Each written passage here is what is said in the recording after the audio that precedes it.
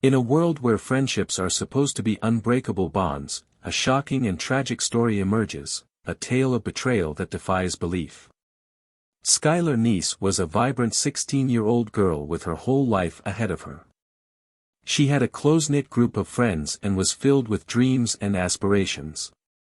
Little did she know, her life would tragically come to an end at the hands of the very people she trusted.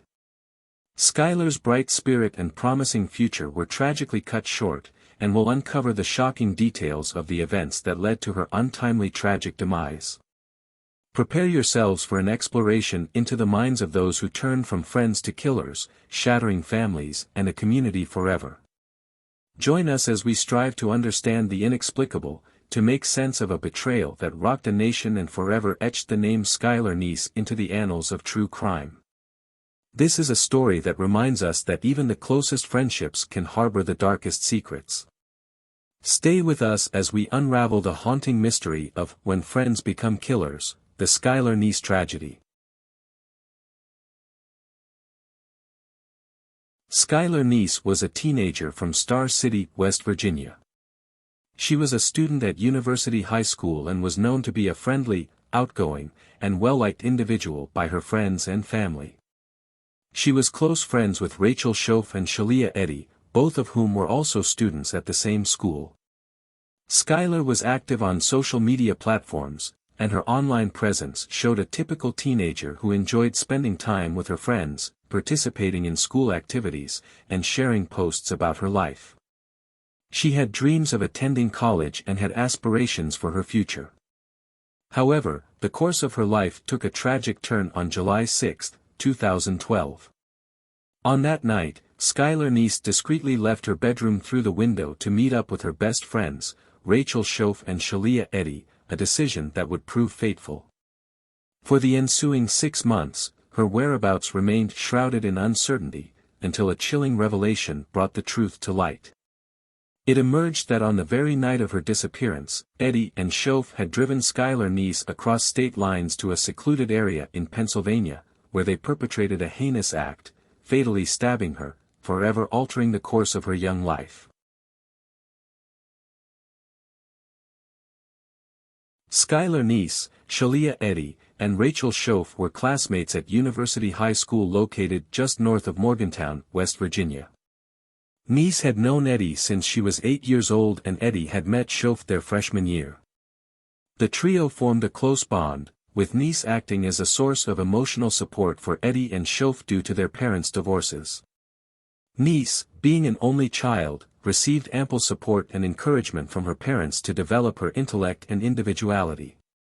Skylar's mother, Mary Neese, recounted, "Skylar thought she could save her, I would hear her on the phone giving Shelia all kinds of hell, don't be stupid. What were you thinking?" On the other hand, Shelia was so much fun. She was always silly and doing crazy stuff. Eddy's carefree nature endeared her to Skylar's parents, who welcomed her into their home without hesitation. Mary and David Neese embraced Shelia as part of their family.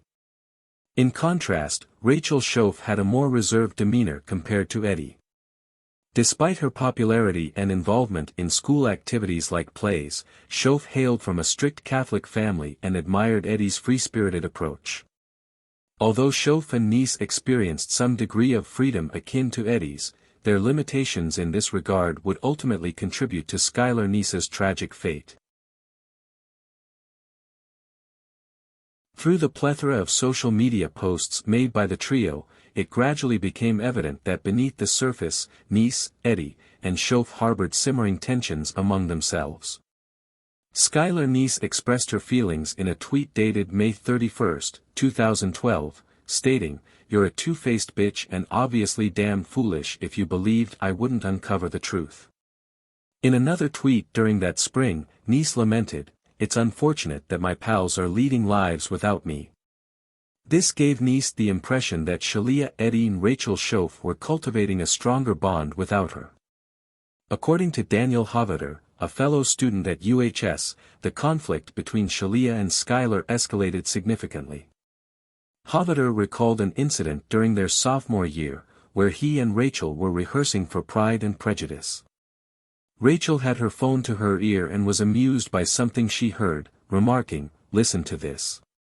As it turned out, Shelia and Skylar were engaged in an argument, with Shelia secretly connecting Rachel through a three-way call to eavesdrop. This situation resembled a scene reminiscent of Mean Girls, yet the unfolding events were poised to take a much darker turn. Further revelations would soon delve into more unsettling territory. Blurry footage from a security camera installed in Neese's family apartment captures a scene in the early hours of July 6, depicting Skylar entering an unremarkable sedan. The subsequent day marked an unprecedented event as Neese failed to show up for her job, deviating from her responsible behavior. Assured that their daughter hadn't fled, the Neeses were certain of Skylar's presence due to the presence of her cell phone charger, toothbrush, and personal care items in her room. With mounting concern, they reported her disappearance. In a subsequent development on the same day, a call from Shelia Eddy reached the Neese household. Mary Neese recounted the conversation. She proceeded to tell me that her, Skylar, and Rachel had covertly left the previous night. They allegedly drove around Star City, engaged in substance use, and subsequently, Shelia and Rachel dropped her back at the residence. Mary Neese continued, the narrative claimed they left her at the end of the road to avoid waking us up as they returned. This explanation managed to stand for a brief period. However, the situation took a different turn when the close-knit trio's accounts began to indirectly implicate themselves. The unfolding events would soon lead to a web of disturbing revelations. Shelia Eddy put forth a claim, asserting that she and Rachel Shoaf had collected Skylar Neese at 11 p.m. and returned her before midnight. However, the surveillance video contradicted this narrative. The coarse-grained footage depicted Neese departing her apartment at 12:30 a.m., the vehicle departing at 12:35 a.m., and thereafter, Neese vanished without a trace. On July 7, Eddy and her mother actively participated in the neighborhood search for Neese, while Shoaf embarked on a 2-week stint at a Catholic summer camp. Speculation swirled, suggesting Neese had attended a house party and succumbed to a heroin overdose. Corporal Ronnie Gaskins, one of the investigators on the case, recounted hearsay claiming that the teenager had been at a party and met an unfortunate fate. He elaborated, people present were gripped by panic and chose to dispose of the body.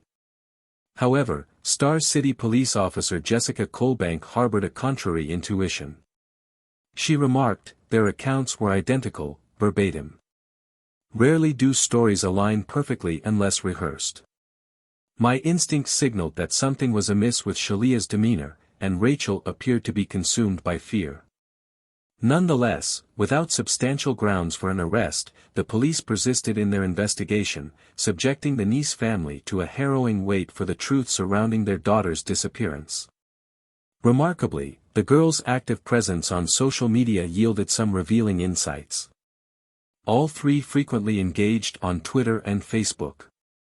The day preceding Skylar Neese's vanishing act, she posted a tweet expressing her frustration, fed up with being confined at home. "Thanks, friends, truly relishing our quality time together." The prior day, Neese had shared, "Your actions are precisely why I can never fully trust you." This evident discord within the trio supplied compelling indications that Shelia Eddy and Rachel Shoaf might be connected to Neese's perplexing disappearance. August 2012 saw Chris Berry, a state trooper assigned to the case, nurturing a conviction that a murderer's concealment of their deeds is transient. In some instances, he had observed, perpetrators even boasted of their actions. Berry held a hunch that this scenario fell into that category, foreseeing a potential confession from Rachel Shoaf and Shelia Eddy down the line. Berry assumed a fabricated online identity, posing as an attractive male college student from West Virginia University, Morgantown. He strategically engaged with the girls on social media, furnishing investigators with a portal into the mental states of Eddy and Shoaf through their digital musings. Scrutiny revealed Eddy's buoyant demeanor, in contrast to Shoaf's more reserved and reticent online persona. Neither girl dropped hints of concern about their missing friend. Eddy maintained mundane updates and even shared a photo of herself and Shoaf together.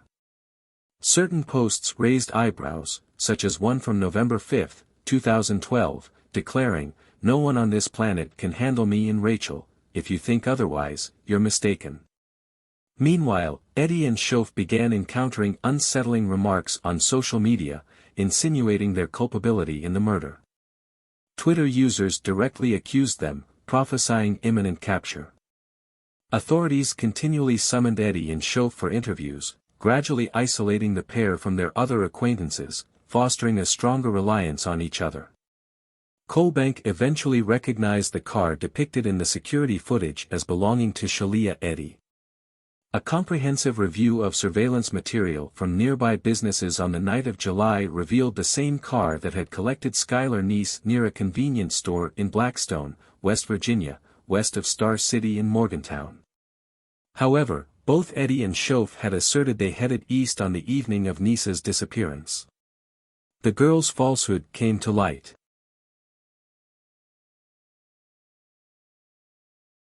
The immense pressure of hiding their heinous act continued to wear down Rachel Shoaf and Shelia Eddy. On December 28, 2012, a distressed parent dialed 911 in Monongalia County, the urgency evident in the plea, "I'm dealing with a 16-year-old daughter of mine. She's become uncontrollable. She's lashing out, screaming, running around the neighborhood." The caller identified as Patricia Shoaf, Rachel's mother, her voice fraught with emotion. In the background, the sounds of Rachel's uncontrollable sobs echoed. Amid the chaos, Patricia Shoaf exclaimed, "Give me the phone. No. No. This is over. It's over." Then, addressing the dispatcher, she implored, "My husband's struggling to restrain her. Please, hurry." In the wake of this distressing call, Rachel Shoaf's disposition turned pivotal, and authorities swiftly apprehended her. Soon enough, she uttered the chilling words, disclosing the gruesome truth behind Skylar Neese's demise. "We stabbed her," Shoaf's confession cut through the air. As she continued to recount the details, the dark reality of the Skylar Neese case became increasingly stark and unsettling. According to Shoaf's narrative, she and Eddy had meticulously planned Neese's murder a month in advance. This sinister plot hatched during a science class conversation, where the two conspirators subtly broached the idea of eliminating her. Their intention was to execute the murder shortly before Shoaf departed for summer camp.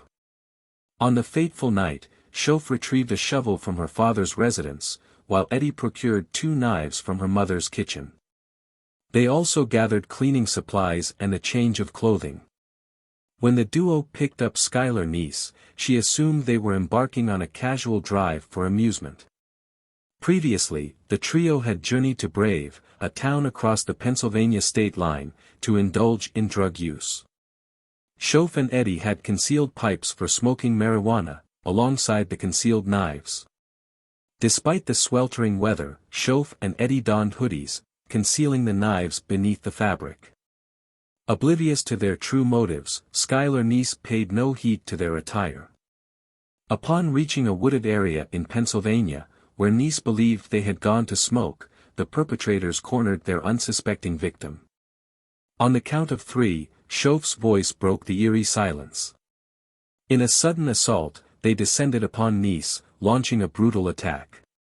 Shoaf recounted that at one juncture, Neese attempted to escape, but they inflicted a stab wound to her knee, immobilizing her. At that moment, Neese's fate was irrevocably sealed. Amidst her final moments, after enduring countless stab wounds, Skylar Neese's desperate plea echoed, "Why?" In the subsequent inquiries, authorities posed the same question to Rachel Shoaf, eliciting a chillingly simple response: "We didn't like her." In the early days of January 2013, Rachel Shoaf cooperated with investigators, guiding them to the remote woods where she and Shelia Eddy had committed the murder of Skylar Neese. Snow blanketed the landscape, and the precise location eluded Shoaf's memory. Initially struggling to locate the victim's remains, authorities acted on Shoaf's confession and swiftly levied murder charges against her. A critical breakthrough unfolded approximately a week later, culminating in the discovery of the 16-year-old's nearly unrecognizable body within the wooded area.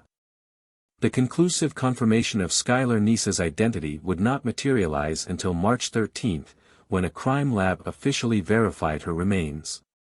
Forensic analysis linking blood samples found in Shelia Eddy's trunk to Neese's DNA led to Eddy's arrest on May 1, 2013, in the vicinity of a Cracker Barrel restaurant's parking lot.